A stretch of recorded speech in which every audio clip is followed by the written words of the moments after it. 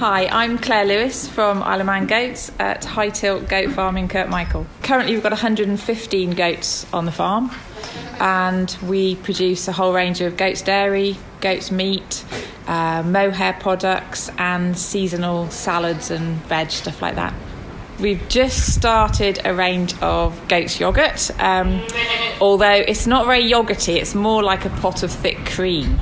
My parents started this farm over 30 years ago, and Mike and I took it over about 8.5 years ago. We've just had our 8th spring kidding, so we must have been going just over 8 years. It has been challenging. The farm, business-wise, the farm has lost a huge amount of income because we would normally be open for kidding chaos and goat yoga, farm tours, all that sort of thing.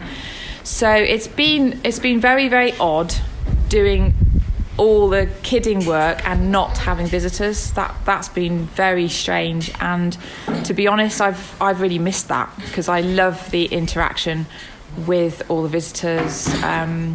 We stopped doing the farmers markets as well because we have family members who are vulnerable. So we kind of tried to turn it on its head, and instead we've opened a farm shop actually at the farm at Kirkmichael. You know, people say it's lovely to actually come to the farm and see the goats, albeit at a distance. The early birds, they sometimes find Mike doing the milking because we hand milk. And some customers actually see the goats walking down the farm drive or back up the drive because they go out in the mornings and come back in late afternoon. So we don't feel totally isolated, but we're keeping ourselves and our customers as safe as we can. We've just finished the spring kidding a few weeks ago, and our 2 pet sheep that some of our goat yoga friends will remember, Megan and Markle from 2 years ago, they've now become mums. So we've got one beautiful girl called Panda, who's black and white, 3 boys, and Panda will stay with us and have kids, well, not kids, lambs of her own one day. And then we've got goats that are in kid, and they'll produce kids late July, first half of August. If we're allowed to open up by then, you know, we will open up. And we're just deciding which next batch of goats will be in kid, probably for Christmas time. We're milking twice a day, every day, and then I'm processing all the milk we get, except for a tiny bit that the bottle babies are having.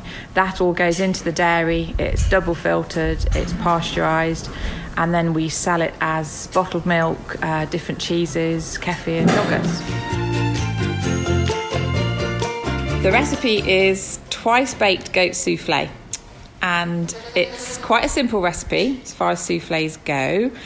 Yeah, I've done this recipe quite a few times. It does rely on really good eggs. So we've given Howard some of our own eggs, and I've given Howard a little note on how people can test their eggs to see if they're really fresh before they cook with them. I just have it with salad, and maybe a little bit of beetroot on the side. Beetroot just goes so well with goat's cheese.